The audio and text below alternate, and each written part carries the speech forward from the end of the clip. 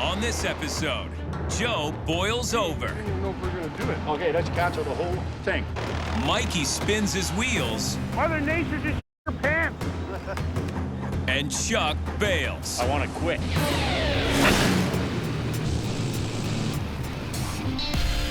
Every summer for the past 15 years, Buffalo Airways has battled wildfires across northern Canada.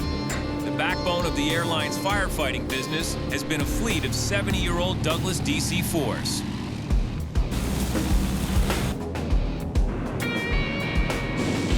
But the old piston pounders from World War II no longer meet government specifications. So what I'm going to do So company owner Joe McBryan is in a bind. You like what you know best, and we always knew the radial engine the best, so. With the DC-4s being phased out, Joe needs more jet-fueled Electras to service firefighting. Clacking of the horseshoes on the city streets are over, aren't they? It's all part of a shakeup at the company as Joe is forced to modernize the operation. He's brought in a new manager to implement new systems. Schedule who does what route. And that's stirring up some tensions. To make change, people are going to get upset. We're all just freaking stupid. In Hay River, the first of the DC-4s on the chopping block is Tanker 56. Buffalo Joe wants to move it to its retirement home in Red Deer, Alberta. Joe will salvage this plane for parts. He's got stripped-down DC-4s and boneyards around all his hangars. Dealing with fucking worn-out junk. And veteran mechanic Chuck Adams isn't happy being pulled off Buffalo's newer turboprop planes to prep this DC-4 for its final flight before it's mothballed. Okay, this is the one. Now, I wonder if this high tension leads a little fried. I wouldn't be surprised.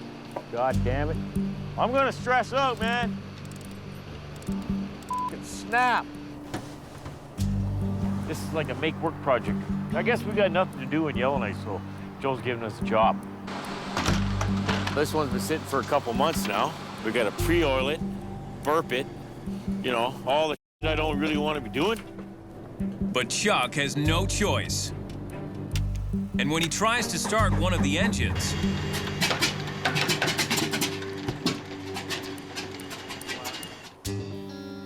Oh, this is great. That means I gotta start with that engine now. It's not firing. How are you kicking over? Give it a shot of ether. I'm gonna change this mag. Boy, we're around here forever. Chuck's under the gun. The flight crew is arriving soon, expecting him to have the plane ready to fly. Ah, this thing's cross-threaded in there. Spare parts, man. Lots of it. Chuck replaces the magneto, the generator that supplies power to the spark plugs. Clear on 4. Clear on 4. Clear.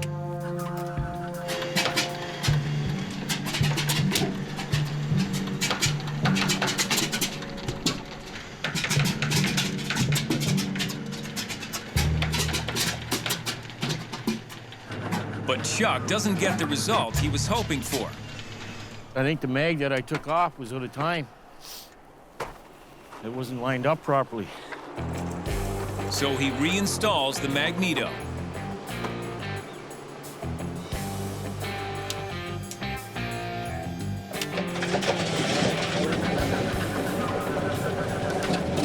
This time, the Pratt & Whitney radial engine purrs like a 1,300 horsepower kitten.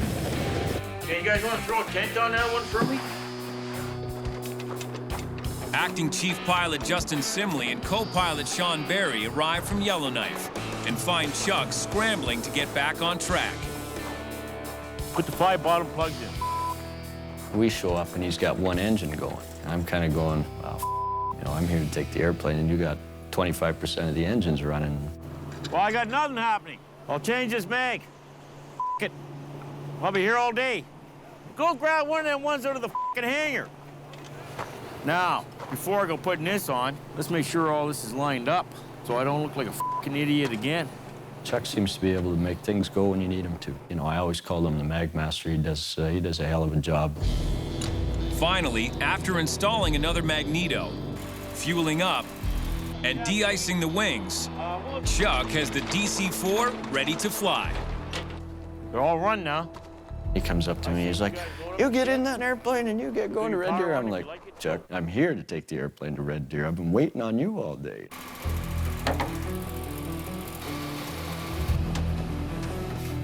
Have they amended the forecast?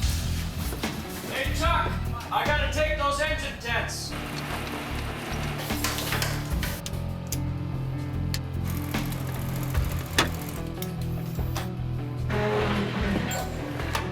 The weather's gone down to Red Deer a little bit, but it's still good enough to go, so we're gonna go.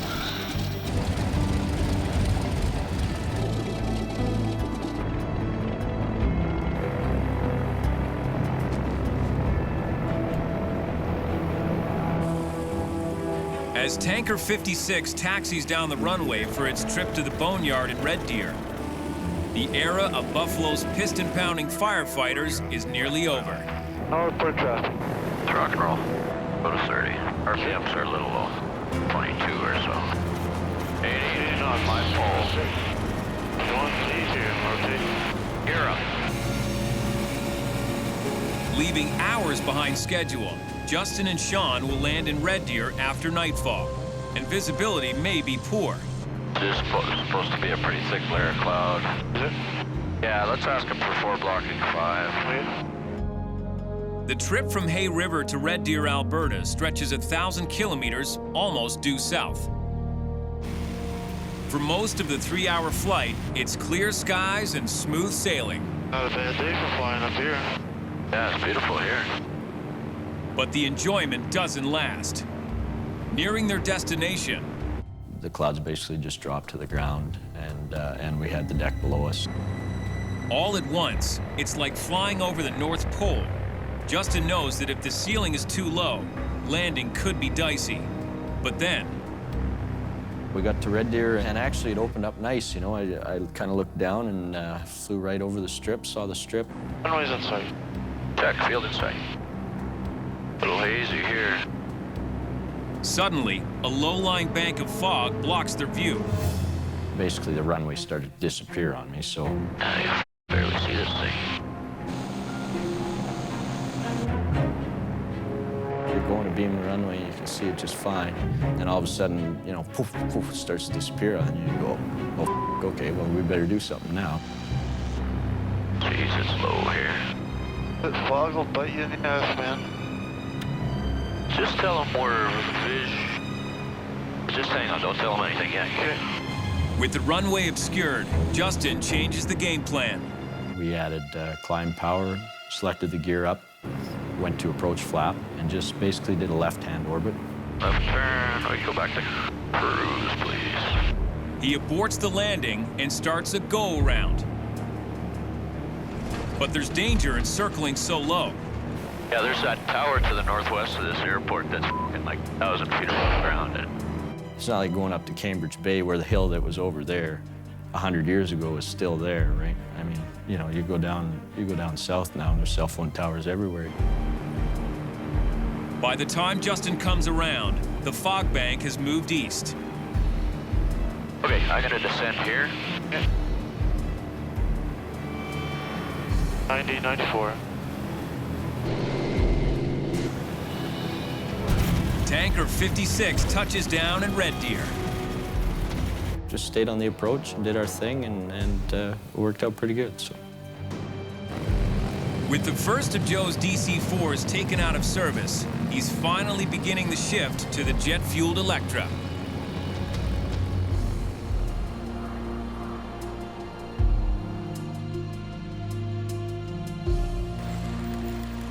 Back at Buffalo headquarters in Yellowknife, Chuck Adams is still feeling frazzled.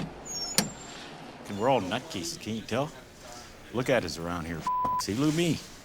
Things are a little crazy these days for Buffalo Joe McBryan as well.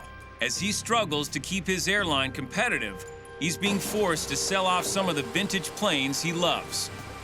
He has an interested buyer for a PBY Canso, an old plane that hasn't been used for years. And he needs 2 mechanics to go to Hay River right away to get the Canso ready for inspection. Joe's decision to move forward on the Canso sale has caught everyone off guard, most of all his son Rod. I want 2 people for Hay River for the Canso. There's a 4th for a start. I wanted 2 and 2. Forget that I've been straight talking before. about this cancel for over 10 days. I haven't even heard about it till this morning. Let's just stop, and I'm going to reconsider this whole thing. All right? I asked you this morning. You want to send them tonight? You said, well, hold on. I wanted to made a send them. I decision. didn't know who I was going to send. I wanted 2 people. I wanted them to decide. Well, at noon, we didn't even know if we were going to do it. Okay, let's cancel the whole f***ing thing. Well, why do you have to The get angry? cancel's not for sale. Well, why do you have to get angry? God. My I f***ing crew won't back me up. What do you mean they won't back you up?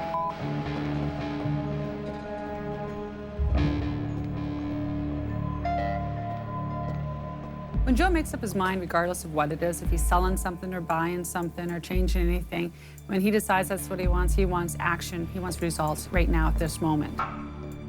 He never really let anybody know until he made a decision and then expected everybody to jump. Chuck's getting tired of the constant upheaval in the hangar. Chaos and mayhem. You know when everything's falling apart? Because everybody else is running around freaking out, turning nothing into a big f***ing issue, you know? I can't handle that. The tension in Buffalo is becoming too much for Chuck, and he's sick of working on the underutilized Electra. I'm a babysitter, man. Just f***ing relax. Okay, I'm not an engineer or a f***ing pilot or a flight engineer. I'm a goddamn overpaid babysitter.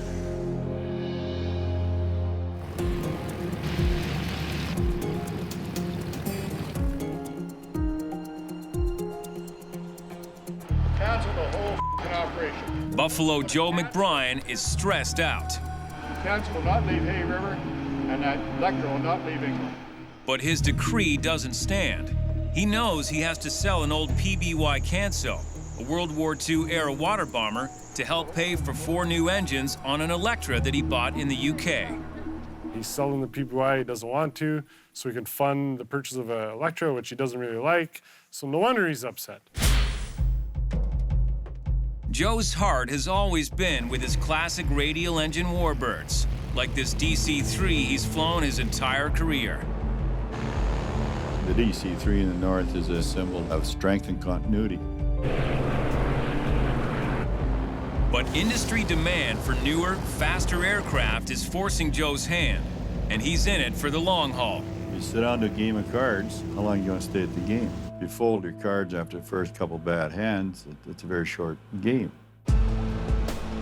He's reluctantly investing in Electras, sleek, fast turboprop airliners from the 1950s, yet a quantum leap from his piston pounders. Times change only because we're running out of fuel.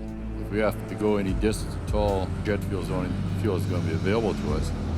The jet-fueled Electra enables Joe to compete for lucrative contracts hauling cargo and fighting forest fires. But at $1 million each to buy and $5,000 an hour to fly, Joe needs deep pockets to play in this game. Many, many businesses come and go because the player does not want to stay in the game. Joe's new senior manager, Dwayne Hicks, is intent on bringing in new business with the Electras, but getting them up and running is expensive. The Electra will be good for Buffalo in the future because it's part of the fire contract, so there is work for it. But to get to that point, you know, you have to get it tanked, you gotta get STCs, you know, it's a long road to follow, and probably looking at $1 million budget. Joe is caught in a cash flow crunch.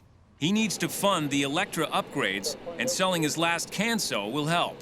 The price tag, $300,000. He wants 2 mechanics to prep the Canso for sale right away. I asked Curtis this morning for 2. He said, why don't you take 1 and one of those guys can help you.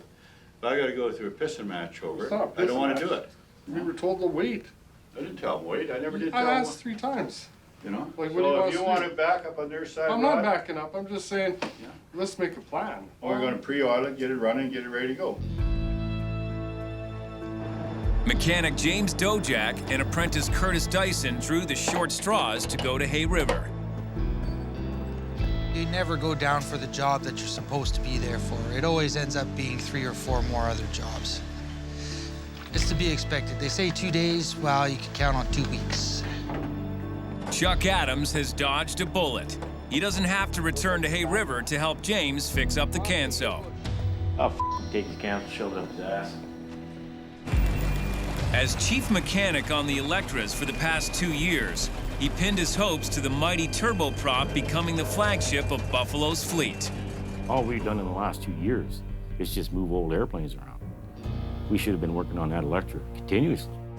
But that hasn't happened, despite Joe buying 2 more Electras. Why does he spend the money? Let's get an airplane ready. Let's get some people trained. Let's get some pilots trained. Nothing's happening. Joe seems ambivalent about moving on to the turboprops. He does not have a serviceable electrical flying right now. It's always shut down. I'm tired of going in there and hearing that, shutting it down. Chuck could be reaching the end of his rope. At the Buffalo compound in Hay River, mechanic James Dojak sizes up the Canso Joe is selling. This airplane's been sitting here in Hay since 2004. These have become a collector's dream. It's amazing this thing used to bomb U-boats. Back in 1935, the first BBYs took to the water and the air, a milestone in the history of aviation. BBY, the Navy calls her, B for patrol, B for bomber, and Y, the symbol of consolidated aircraft for maker. Canadian-built PBYs were known as Cansos. Elsewhere, they were Catalinas. The amphibious flying boats proved invaluable during World War II. With phenomenal range and the entire ocean as its runway, the PBY excelled at tracking down enemy ships, including the notorious German battleship Bismarck. What we've got to do is get these engines running. Minimal work. I like it. There's no time to lose. The potential buyer is expected to arrive any day. But when James takes a closer look at the engines, Holy you found it on this thing? Holy space it's everywhere. after 6 years in the yard, this vintage Canso has become a giant bird's nest. With the prospective buyers already on their way, Joe needs this overhaul done quickly. The future of his Electra program depends on this sale. It's crunch time. With buyers on their way, a last-minute tune-up on a Canso water bomber that Joe needs to sell right away is turning into a major undertaking. Holy you found it on this thing?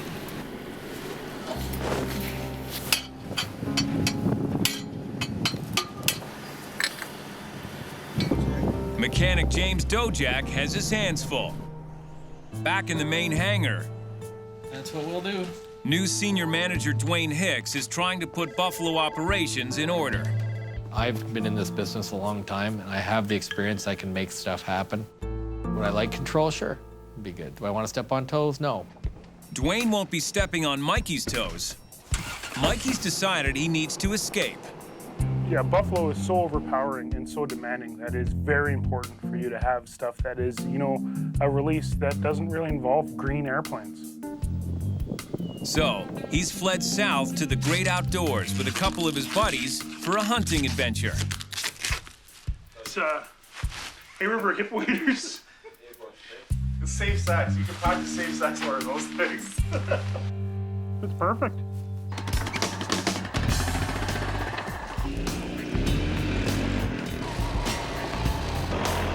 For Mikey, ripping it up in the backcountry is the great escape.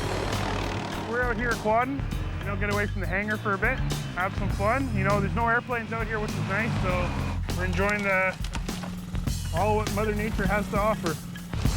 And nothing says back to nature like plowing through the bush on a 4x4 moon buggy.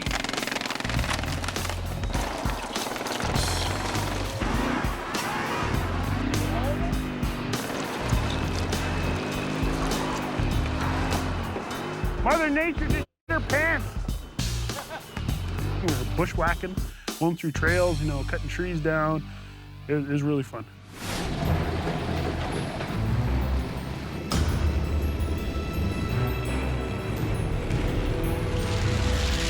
Hey, we're coming 4,000 now. Buffalo Joe is moving in on a big sale. He's flying Bob Dick, a prospective buyer, and engineer Russ Popel to Hay River to check out a Canso water bomber. Bob Dick, he had always phoned me and always kept in touch with me about buying that airplane. It came to the point where he could offer a much better home than I had for it and put it back to use. There she is. Climb in her. Have a look around. Joe expected to show Bob and Russ a plane fit to fly, but mechanic James Dojak has already hit problems. We got to change the cowl flap actuator on the left, and the throttle cable seems to be a little binding on the right, so we'll check that out tomorrow. Joe can't afford to have anything upset this sale. It's a good airplane, probably the best around. It's a perfect airplane, doesn't matter. This sale is crucial to pay for an upgrade on another plane, so Joe needs this deal wrapped up fast. I imagine they'll mess around all day tomorrow and leave Saturday, you know. But at Buffalo, things rarely go as planned. Okay, see you gentlemen in the morning. Okay, thanks. See you.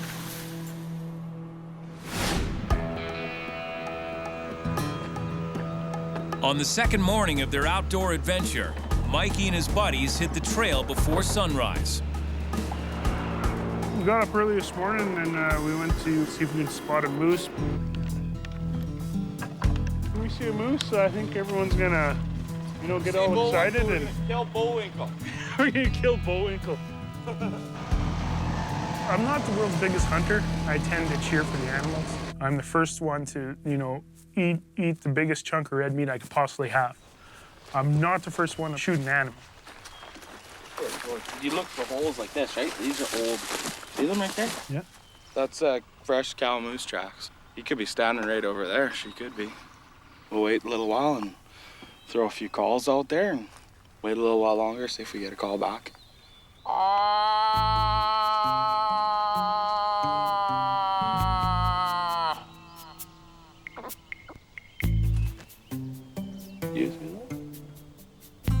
So as a female moose, how do you rank yourself? Are you a 7 or an 8? Trigger fingers twitching, the hunters wait. But the elusive moose is nowhere to be found.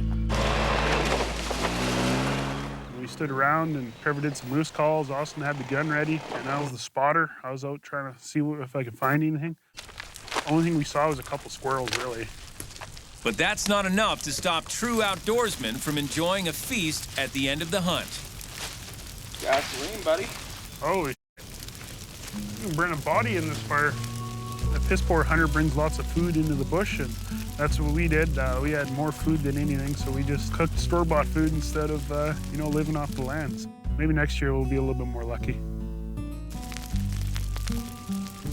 So this is a perfect time to get away from Yellowknife, and probably be the only time I get away until around Christmas. So it's good to get out and live life a little bit. In Hay River, work on the Canso continues. Prospective buyer Bob Dick is a lifelong aviator who spent years flying water bombers. Recently, he started dreaming of running tourist flights along the coast of British Columbia using a vintage Canso. About a year ago, I came to the realization that if I didn't do something, all these aircraft would disappear. And the next thing you know, we'd be losing out on a great piece of aviation history in Canada. Bob is putting a lot on the line to buy a Canso. I thought, well, what the heck, I don't even really need the house. So I sold it this last summer and rearranged my assets a wee bit to put together the cash to buy this baby. But the Canso is showing the effects of sitting idle for 6 years. The gas tanks are filled with water. Nothing but water. And the engine oil needs to be flushed. What the f is going on here? I'm gonna need another bucket. Give her.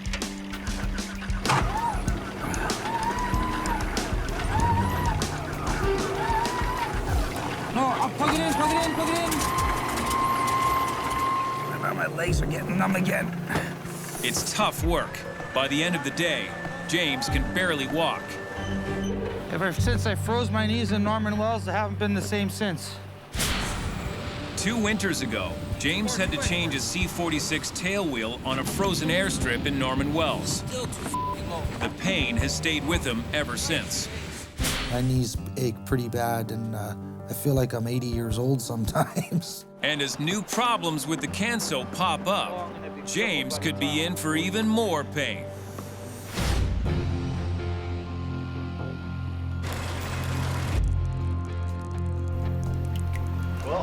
Back at the Yellowknife hangar, Buffalo Joe is anxious about the Canso sale, so it doesn't take much to set him off. Even something as small as his mechanics using a diesel forklift inside the hangar. I just spent $1 million whitening up this hangar, and I'm going to blacken the shit out of it with this thing in here. You know, look at the black smoke in the air now.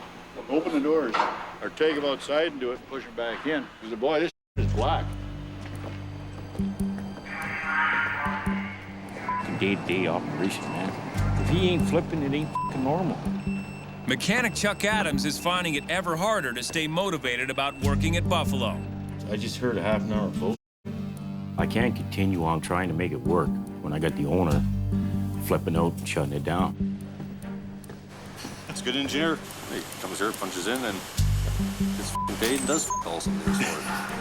I haven't seen Chuck all afternoon. Like, where the is Chuck? Where, indeed, his disappearing act is threatening to become permanent. I'm 50 years old. I gotta wonder what I'm doing with my life. You the goddamn bull. He told me he didn't feel that he's being treated fairly at Buffalo. We have a blowout once a year. Just, you know, let each other know that we're there. But this time, it feels different, and there's no mistaking the smell of a burning fuse. I asked those guys. And it's a clash with Rod over Chuck's work schedule that does it. Chuck thinks that it's everybody else's fault, and it's very simple. You go to work, you get paid. You don't go to work, you don't get paid. You can't figure that out, blames Buffalo Airways. I don't have any time for that. Rod's pretty compassionate, but when he gets to a point, he's even more ruthless than the old man, for sure. So I just said, you either come here at 8 o'clock in the morning and leave home at 5 like everybody else on the planet, or leave. I'm sick of this goddamn. You want the truth? I quit. After working at Buffalo Airways for a large part of his career, Chuck Adams is walking.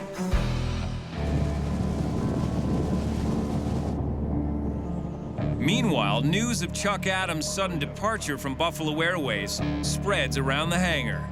Apparently yesterday, Chuck came into to work, and he was a little disgruntled, and Rod, being the director of maintenance and managing his program, he didn't feel competent enough that Chuck was physically capable and mentally capable of carrying out any duties yesterday. And my brother says, if you don't want to be here, go. And Chuck says, you fired me? And Rod's like, no, if you don't want to be here, why are you here? And all this stuff. So it's one of those, did he get fired? Did he quit? You know, no one in the hangar knows. Rod doesn't even know. The altercation has left Rod badly stung. He's a f***ing whiny baby. We don't have to have a big f***ing drama soap show. I don't have a penny in the bank, but I'll live life on the edge. I'm not going to let some person repress me. Just no way. But everyone at Buffalo has seen it all before. Oh, he's pissed off about something. That's a normal thing. It's kind of overdue. So maybe he'll come back, maybe he won't. I already quit, I don't know. Wait and see.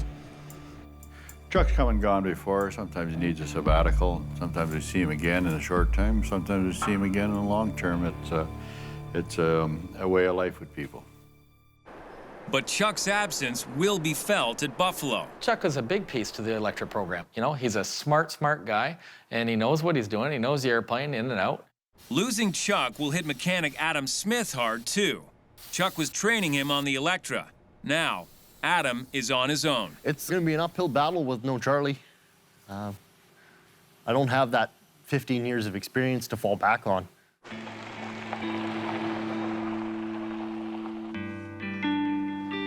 Meanwhile, Chuck has been trying to keep busy. Where the is that goddamn thing? He now has time on his hands instead of grease, and he spends most of it at home, alone. Every time me and the wife are going to get divorced or something, I start building this model. been a while since I worked on it because we haven't been getting divorced in the last probably 6-7 years or so. Behind all the bluster Chuck was famous for at Buffalo, there's a family guy struggling to get through a tough situation. I could be looking for a job right now. I'll go south if I have to. I really don't want to pull my kids out of school because that's all my dad did, being in the aviation business, pull us out of schools, move around. Well, we're all stressed out, especially my wife. She's worried about my paycheck not coming in. When Chuck walked out of Buffalo, he left something behind in the hangar. I gotta go get my toolbox and I gotta sneak in there in stealth mode to get it out of there. What's left of it. Chuck needs to land another job soon. While you can take Chuck out of Buffalo, the question is, can you take Buffalo out of Chuck? Another day in Hay River. Mechanic James Dojak is trying to get a Canso water bomber looking good for a prospective buyer. But things aren't going well. Bob Dick and his engineer Russ Popel fire up engine number 2. Something's wrong. It doesn't sound right.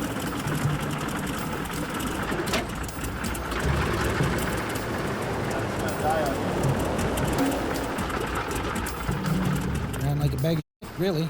You know, it coughed, it hiccuped, it blew smoke. It wasn't a happy engine. James's premonition about the job taking longer than expected is starting to come true. Well, I guess we'll just change some more.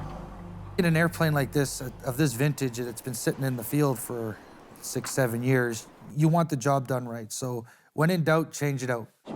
So he decides to replace all the spark plugs.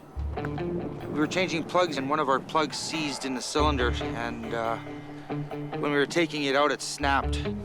I laid it out for Bob there, and he opted to change the cylinder, so that's what we're doing today. There you go. And that's not all. The carb's been acting up on this engine too, so we're doing a carb change too. Every time you fix a problem, it just seemed like another one was popping up. Too much. Ready? Yeah. I'll go fish for these parts. Getting it popped again. It's heavy after a couple minutes. A couple hours here, a couple hours there. There we go. Out in the field, Russ used to always tell us, a clean airplane is a happy airplane. Maybe that cures the problem. Cross your fingers. Carb change? Hours later, the engine is back together, ready for a test start. That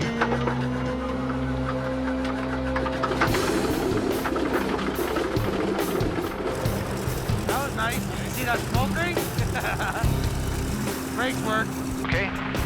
James wants to keep prospective buyer Bob Dick and his engineer Russ Popel happy, but they want to make sure they're not buying a mechanical nightmare. So they decide to do a more detailed check of all the systems and take it for a spin on the runway. Uniform Alpha Whiskey here. We're at Buffalo Base here. We'd like to do a partial takeoff and then a reject. Okay, got ya. Your compass system doesn't seem to be working right, eh? Nope. Number 2's not playing. Getting better, but it's still acting up, right? Engine number 2 still needs some tweaking. An easy task for James. Success. Yeah, let's just eyeball it and wrap it. Okay. And we're thinking, oh, finally we can go home. But the relief is short-lived. Man, I can't believe this. I just never seen nothing like it. Incredible. On our leak check after shutdown, there's a crack in the new jug we just replaced. From the spark plug hole down to the intake. We gotta change it again. We're gonna be here another day and a bit. But Bob doesn't know that yet. What do you want to do? Red Deer. Oh, you're way behind the times. That cylinder's cracked. No. No f***ing way. Yeah, f***ing way. It's Murphy. We all lost it. You know, the swearing comes out, the cursing, the kicking, the rocks and the tarmac. That's where frustration hit its peak. Guys were counting going home to Yellowknife, and we were counting on going to Red Deer today, and so we're a little disappointed. You guys are just walking tragedies around here. Well, the jug we changed was cracked. I'll let you know if anything else bad happens. If there are any more setbacks, these buyers could be headed for the exit. Dawn in Hay River. With luck, the last dawn this Canso will ever spend here. Buffalo's tenacious mechanic, James Dojak, has replaced a second cylinder, trying to salvage a vital sale for Buffalo. And this morning's run-up brings smiles. Sounds good to me. Whatever it was, we cured it. Just change enough parts, sooner or later it'll go away. With a top-up of oil, she's finally ready for a test flight.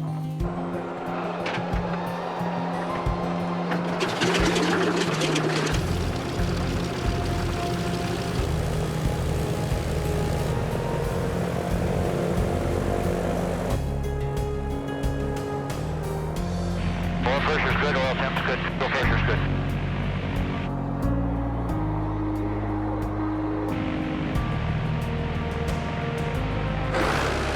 With the Canso airborne again, one chapter of Buffalo Airways history is drawing to a close.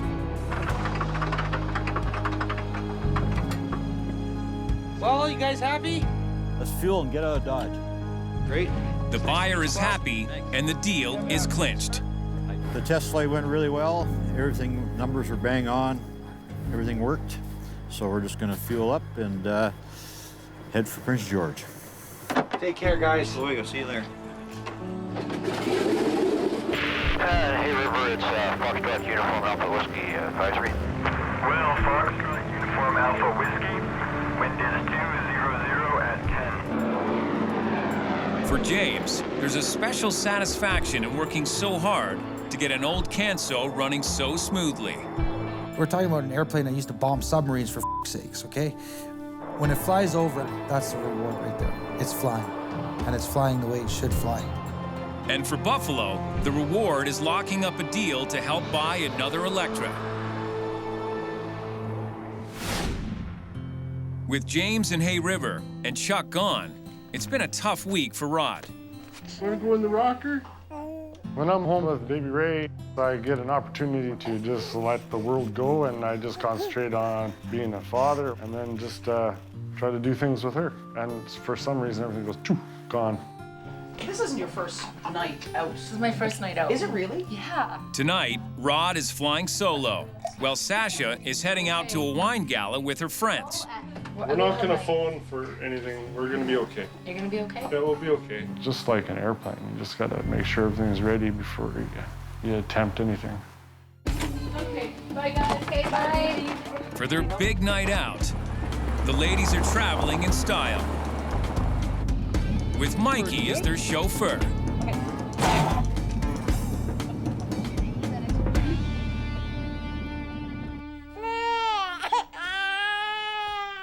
Meanwhile, Rod tries preparing a bottle of breast milk for the first time. I'm trying to, make a fake boob. Can't have these too hot. Holy, it just squirts out everywhere. No, it's good. Want some more, baby? Rod tackles the ultimate dad challenge. It's kind of working, eh, baby? And Emma Ray takes to the bottle like an old pro. Does that feel good? Hungry?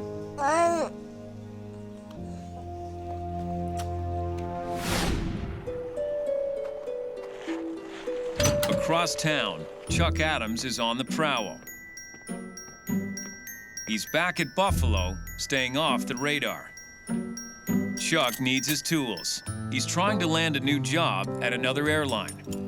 What I'm gonna try doing is go work on some modern equipment for a different outfit, see how that goes. I'll miss working with the boys here, but time for a change in life, I would say. This could be the last time Chuck heads out Buffalo's door.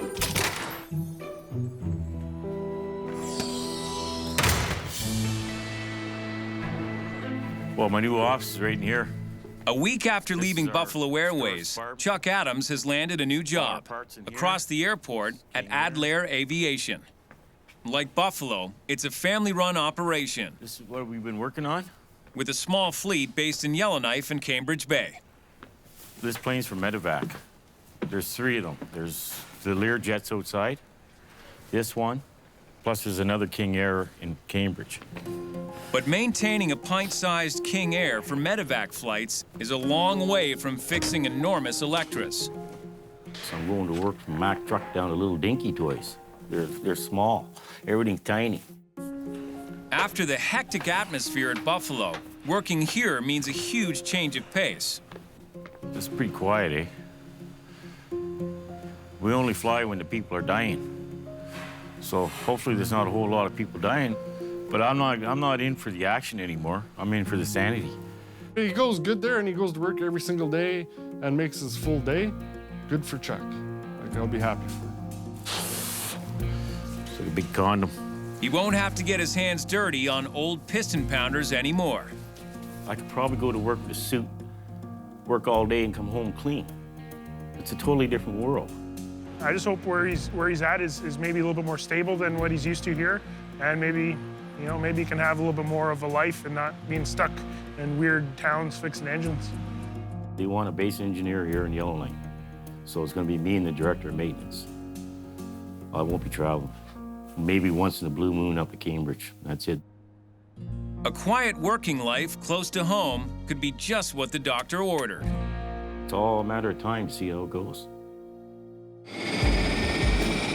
Things aren't so rosy at Buffalo. Dwayne has staked the company's future on flying its turboprop Electras, but the planes need a lead mechanic. And there's no one who even comes close to Chuck's know-how. For now, Chuck's new job is peaceful, predictable, by the book. How long he can stand that is anyone's guess.